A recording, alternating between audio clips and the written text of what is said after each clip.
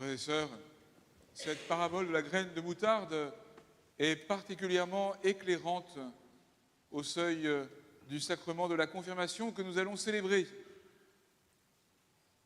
Aux yeux du monde, il ne s'agit qu'un peu d'huile parfumée déposée un soir de printemps sur votre front, quelque chose de très limité, de tout petit, d'aussi petit que cette graine de moutarde qui est qualifiée par l'Évangile de plus petite de toutes les semences. Et pourtant, si vous vivez vraiment du don qui vous est fait en ce jour, ce sacrement peut avoir de grandes conséquences pour votre vie et pour la vie de ceux qui vous entourent et pour la vie de l'Église et de la société et du monde.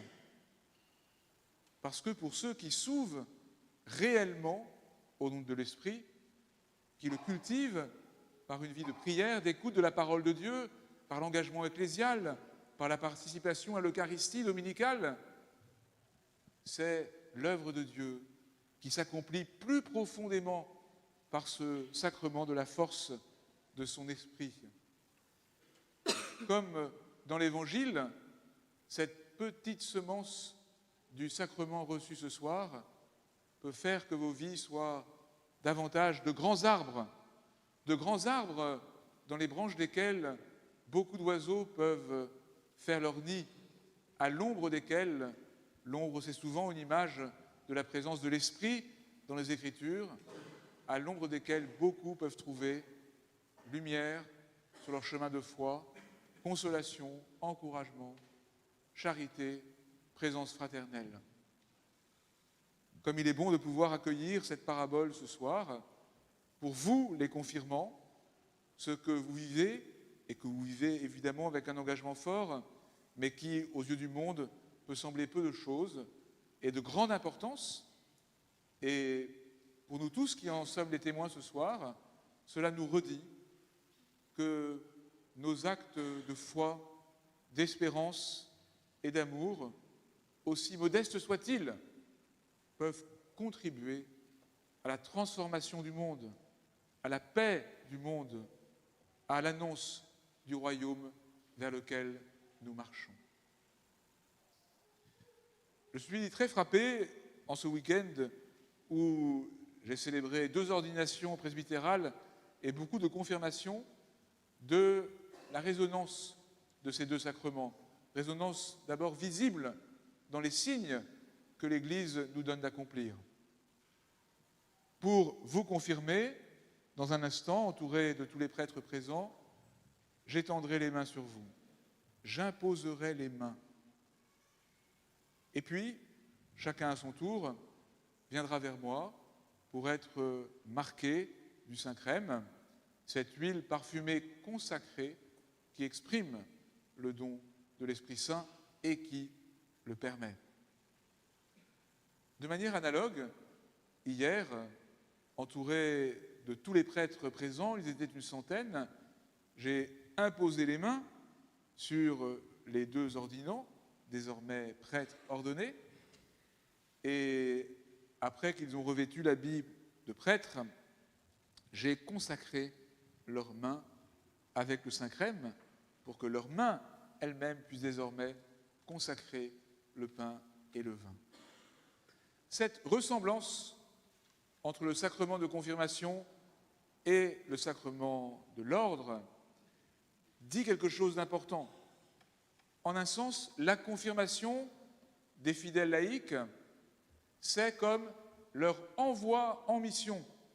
C'est un peu l'ordination offerte à tous pour que tous les baptisés se découvrent appelés par la force de leur enracinement dans le Seigneur au témoignage missionnaire.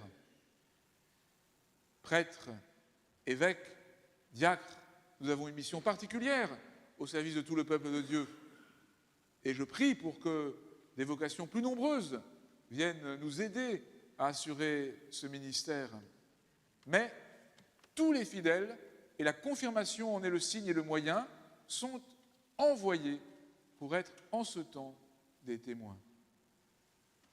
On ne reçoit pas la confirmation d'abord pour soi, on la reçoit pour se mettre au service de celui qui nous envoie. Petit signe aux conséquences immenses, envoi en mission qui n'est pas sans lien avec celui des prêtres. Pour vous, comme pour tous les confirmés depuis plus ou moins longtemps parmi nous, la confirmation n'est évidemment pas un point d'arrivée, mais un point de départ vers une vie plus profondément enracinée dans le Seigneur, vers une vie d'amour, de vérité, de courage, de conversion perpétuelle. Tous les confirmés ont toujours à se convertir davantage, à entrer dans davantage de vérité dans leur relation avec le Seigneur, dans leur vie personnelle devant le Seigneur, dans la justesse de tout ce qui fait leur existence. Je le dis à vous et je le dis à tous. Prendre au sérieux le don reçu à la confirmation est une sorte de risque, parce que c'est accepter d'aller sur le chemin de la volonté du Seigneur, au-delà peut-être de ce que nous aurions imaginé ou même souhaité. C'est ce que Jésus dit aux disciples bien-aimés à la fin de l'Évangile selon saint Jean. Autrefois, tu te mettais toi-même ta ceinture, un autre te mettra ta ceinture pour aller où toi-même tu n'aurais pas voulu aller.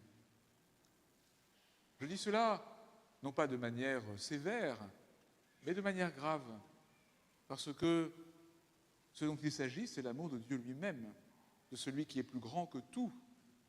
Vous allez recevoir l'esprit d'adoration, et devant Dieu, nous sommes comme confondus par la surabondance de son amour et par le poids de ses appels. Vivre vraiment de la confirmation, c'est entrer sur un chemin de conversion approfondie en vue d'un témoignage toujours plus authentique. Je le dis à tous, et je le dis à moi-même en particulier, sachant que ce qui est vrai de la confirmation se renforce pour un ministre ordonné lors de chacune de ses ordinations, et comme j'en suis à la 3e, c'est pour moi évidemment une invitation particulièrement pressante. Frères et sœurs, soyons heureux d'être réunis ce soir à l'heure d'Emmaüs pour célébrer le Christ ressuscité et pour accueillir le don de son esprit. Les sacrements, si petits aux yeux du monde, sont d'une grande fécondité. Le sacrement de confirmation enracine la relation avec le Seigneur pour nous envoyer en mission. Vivre de la confirmation, c'est avancer humblement, courageusement sur un chemin de conversion, d'amour et de vérité.